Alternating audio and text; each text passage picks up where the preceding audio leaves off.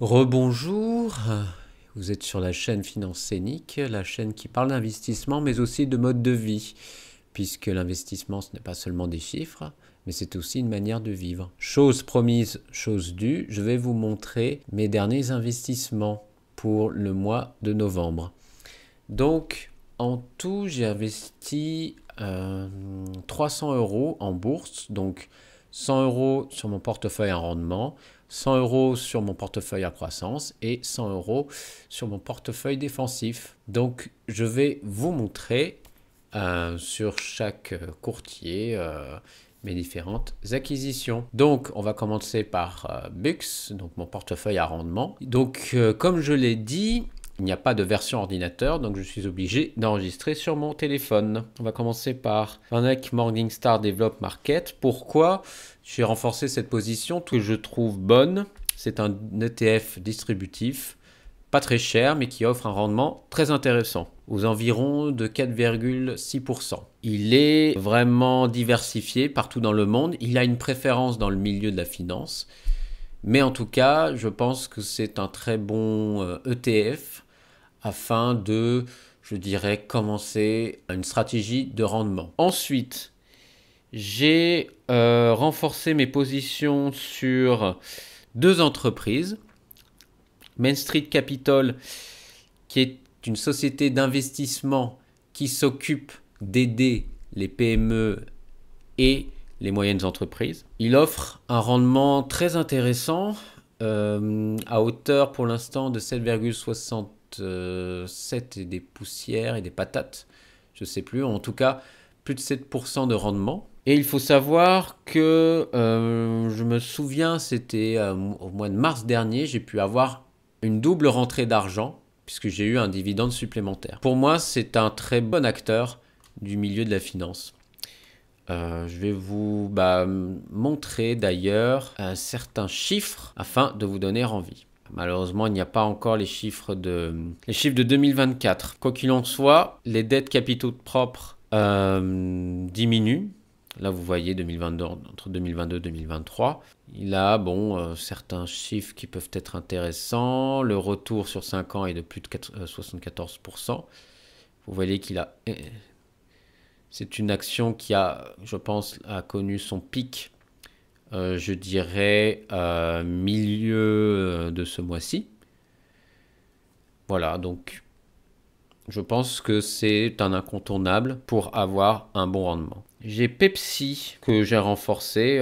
Pepsi, je trouve que c'est une très bonne entreprise qui est beaucoup plus variée que Coca-Cola, puisqu'il faut savoir que Pepsi, c'est le groupe Pepsi qui détient énormément de marques telles que, je ne sais pas, les céréales plus ou moins diététiques, les Quakers, pour ne citer que. Je peux vous montrer, attendez, donc, je peux vous montrer, oui, le dividende qui va vraisemblablement augmenter de plus en plus, pour moi qui est intéressant. Dividende sans interruption depuis 28 ans. Il a pu racheter ses actions, donc la valeur de l'action a pu augmenter. Diversifié de part et d'autre dans le monde. Le chiffre d'affaires est en augmentation. Le free cash flow, c'est ce qui reste après les dépenses comme argent dans la trésorerie. Voilà, est en augmentation, etc. Des bons chiffres qui... Bon, il reste incomplet parce qu'on n'a pas encore tous les chiffres de 2024, mais c'est très encourageant. Donc voilà pour mon portefeuille à rendement. Ensuite, vous avez bien sûr mon portefeuille à croissance. C'est très simple, j'ai renforcé que deux positions que je trouve importantes. LVMH et Microsoft. Pourquoi LVMH? Je sais que LVMH, un retour négatif de 22%. C'est un petit peu le mouton noir de mon portefeuille. Même si mon portefeuille affiche une croissance 39-40% aujourd'hui. Contrairement à mon portefeuille Bux, qui pour l'instant montre un retour de 14%. Simplement parce que mon portefeuille est un portefeuille de croissance avec des entreprises sûres. Pourquoi j'investis de l'argent sur LVMH malgré ma volonté d'avoir un portefeuille à croissance avec un très bon retour? Tout simplement parce que j'ai confiance tout simplement à Bernard Arnault qui, je pense, va clairement installer, qui est clairement installée de part et d'autre dans le monde, qui a énormément de catalogues de produits. Comme je l'ai dit, l'action risque d'augmenter de sa valeur d'ici les prochaines années, d'ici 1 an ou 2. Donc c'est, on va dire, une petite prise de risque que je peux prendre. Là, j'ai pris une sorte de petit pari, selon en fait la réputation, ce qu'on appelle le moat, ce qui est en dehors des chiffres financiers d'une entreprise. Je fais confiance à ça.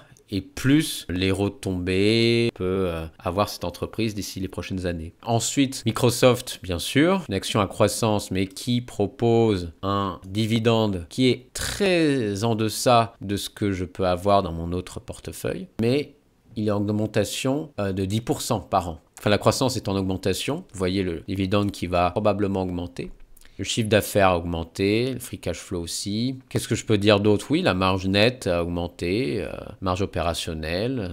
Donc, je ne me fais pas de soucis pour cette entreprise. Donc, je vous montre enfin mon dernier portefeuille. Donc, vous n'avez pas pu voir la courbe auparavant. Il y a eu un bug. Mais là, maintenant, c'est bon, ça a été rectifié. Donc, comme je l'avais dit, j'avais commencé à investir en faisant vraiment des expérimentations, en achetant, je crois que c'était un contrat qui fait partie, comme on l'a vu, d'un dérivé. J'avais acheté des crypto-monnaies bizarres, etc., qui n'étaient pas très chères, mais qui étaient complètement instables, donc qui chutaient lamentablement vers les tréfonds de l'enfer. Et donc voilà, c'est pour ça qu'en tout, j'ai perdu 184 €. Mais bon, ça, c'est pas vraiment un risque... Enfin, j'aurais pas dû prendre ce risque-là. C'est une erreur que j'ai pu faire. Mais j'ai pu, heureusement, perdre un petit peu d'argent. 184 €, bon, malheureusement, il y a pire. Mais fort heureusement, je dirais véritablement, depuis 5 août 2024, c'est une belle croissance. Malgré quelques descentes, j'ai pu renforcer des positions qui ont été très importantes pour mon portefeuille. Alors, donc, comme promis, j'ai mis de l'argent sur Caterpillar, qui a une croissance exponentielle, un retour de plus de 167%, donc là, depuis 2020. Ensuite, comme promis, j'ai aussi augmenté mon obligation pour Air Baltic Corporation. Donc, c'est bien, c'est vraiment très bien. Là, le retour, bon, en tout, c'est 5%. Parce que faut savoir que ça prend en compte, le retour, ça prend en compte ce qui a été fait au début. Et il faut savoir que, chose rigolote, c'est que sur ça, il marque un retour de 24% parce que j'ai commencé à avoir Morning depuis mars 2023, il me semble. Donc, c'est pour ça que la courbe ne correspond pas à ce qu'il y a. Écoutez, c'est tout pour moi.